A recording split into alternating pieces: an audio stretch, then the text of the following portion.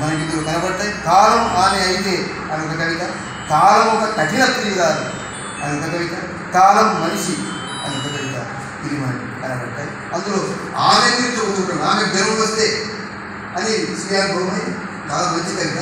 ప్రతి కవి భక్తులు నేర్చుకోవలసిన కవిత జ్వరం వస్తే ఎత్తుంటారు. కానీ ఎట్ ది సేమ్ టైం కవి యొక్క భార్యలు కూడా ఆయన జ్వరం వస్తే ఎత్తుంటారు. ఆయన జ్వరం వస్తే మరి భార్య ఎత్తుంటారే కూడా ఉండాలి. అది జయగారు ఆయన కష్టమంటారు, ఆయనకు జ్వరం వస్తే అని ఆయన రక్తపోవడం. కాబట్టి ఈ విధంగా మనకు సంచలనాన్ని కలిగించేటువంటి కవితలు ఇందులో మనకు కనబడతాయి. తర్వాత ఇందులో కొత్త కోణంలో వచ్చినటువంటి కవితలు ఉన్నాయి. ఏంటంటే వంట బ్రాహ్మణుడు అనే కవిత. ఈ వంట బ్రాహ్మణుడు సాధారణంగా మనకి ఈ రోజుల్లో ఏం చెప్తున్నామంటే అస్తిత్వవాదాలు వచ్చిన తర్వాత బ్రాహ్మణుడు అంటే తిడుతున్నాం, తిట్టడం ఇప్పుడు అయిపోయింది. అయితే సరే వాళ్ళకు కూడా కన్నీళ్ళు ఉంటాయని, వాళ్ళకు కూడా బాధలు ఉంటాయని గుర్తించినటువంటి కవిత ఈ వంట బ్రాహ్మణుడు. ఇందులో అతను అద్భుత ప్రాక సృష్టికర్త, తద్దినమైన సుదినమైన పండగైన పబ్బమైన బండాల్సిన వంటలు అతని చేతివేళ్ల అమృతమై భాండంతో కలిసిపోతాయి అని కవిత ఇంతకుముందు మిత్రులు చెప్పినట్టు ఒక దృశ్యీకరణతో నోటీస్ చెప్పినట్టుగా ఇది మొదలవుతుంది. ఇక ఏమంటాడు ఈ కవితలో ఎంత సూక్ష్మ పరిశీలన ఉన్నటువంటి వాక్యాలు ఉన్నాయంటే, జల్లిగంట రంధ్రాల నుండి నూనె కారినట్టు. ఇది ఎవరు గుర్తిస్తారు? ఇది వంట చేసే ఆడవాళ్ళే గుర్తించారు, కానీ మన రాజేశ్వరరావు గుర్తించారు. ఎప్పుడన్నా జల్లిగంట పట్టుకున్నా ఆశ్చర్యం, కవులు అన్ని పనులు చేయాలి. కాబట్టి సందర్భం కదా బహుశా కావచ్చు. నాకైతే పట్టరాదు, కాలేదు. నేను పడితే మా ఆవిడ కొత్త పని ఇంకా ఎక్కువ తిట్టు తింటానని అక్కడికి. కానీ మరి మిత్రులు ఏమన్నా జల్లిగట్టే బంధాల నుండి నూనె కారినట్టు అని. తర్వాత ఇంకొక చోట ఇంకో ఉపమ, పోపుల చిటపటలాడే నిస్సహాయపు పిల్లాలపై అతని కోపం. రాముడు ఇంటికి పోయి భార్యను తింటాడు, బయట వాళ్ళు తనని తింటారు. అట్లా ఆయన అంటే ఉపమ తీసుకున్న ఉపమ ఎట్లా ఉందంటే, పోపుల చిటపటలాడే నిస్సహాయపు పిల్లాలపై. తర్వాత ఇంకొక అద్భుతమైన కవితా వాక్యం, సూర్యుడు దిక్చక్రముపై పులుగు తీసే వేళ. ఇది ఎవరు చూస్తారు?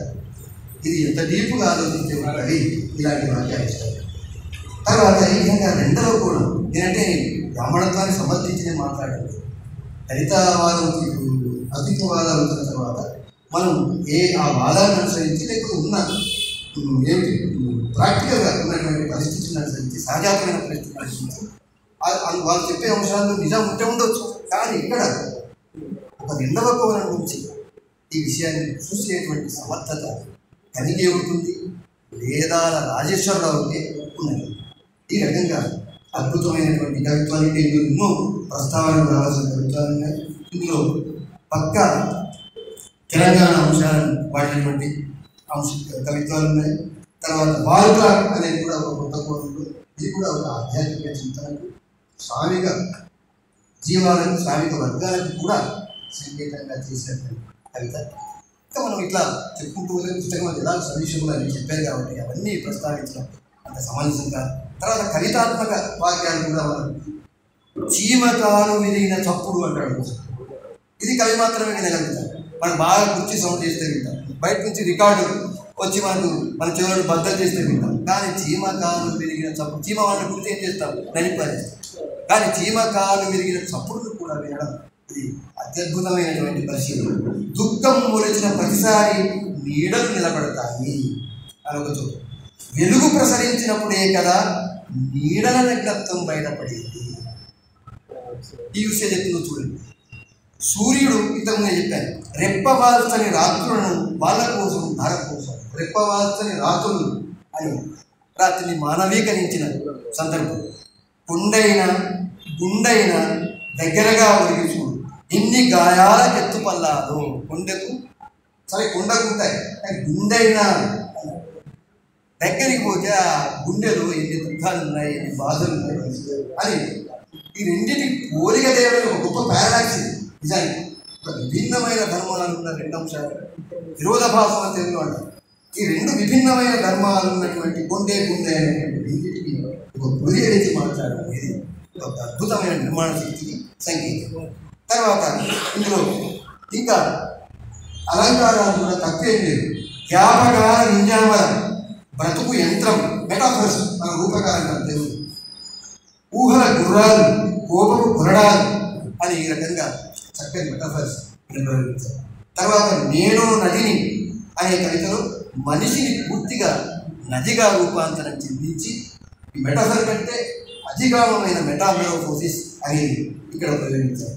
తర్వాత కొన్ని విశ్రాంతి సాయంత్రాలు అనే దాంట్లో కూడా ఇంకా మీరు గజేంద్ర రెడ్డి గారు ఇలాంటి విమర్శలు పరిగణిస్తే ఇంకా రోజుగా దొరికేటువంటి అవకాశం ఉన్నది. తర్వాత కన్నులతో మొదలెట్టడం ఒక పారాడాక్స్, సొట్టలే బుగ్గల నిండా ఆక్రమించాయి అనే ఒక జక్స్టాపోజిషన్, ఇలాంటి సంతానాలు ఎన్నో మనకి పరిశోధన చేస్తే ఎవరైనా వెబ్సైట్ చేయదలుచుకుంటే ఆయన మొత్తం కవిత్వం మీద ఇటువంటి అంశాలు ఎన్నో మనకి కాబట్టి. తర్వాత తెలంగాణ భాష ఏకంగా 2-3 కవితలే మన అనవరం గారు దానికి మార్గం వేసింది. రత్న చెప్పాలి తెలుగు సాహిత్యంలో తెలంగాణ భాషను ఇంత విస్తృతంగా వాడిన మరో కవి 7 అనవరం గారు కాబట్టి.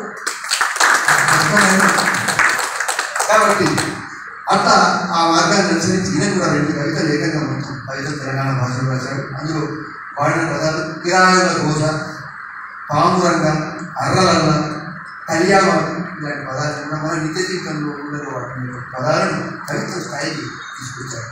తర్వాత కొన్ని వ్యాకరణ యుద్ధ ప్రయోగాలు, ఇది కూడా ప్రయోగం మీద చెప్తున్నాను, వ్యాకరణం అనే అవసరం లేదనుకుంది. అభౌతికాన్ని, మౌన వేళాన్ని ఇలాంటి ప్రయోగాలు కూడా అక్కడక్కడ ఉన్నాయి. ఈ ప్రయోగం ఇచ్చే బహుశా కొత్త దాన్ని తీసుకురావడం కోసం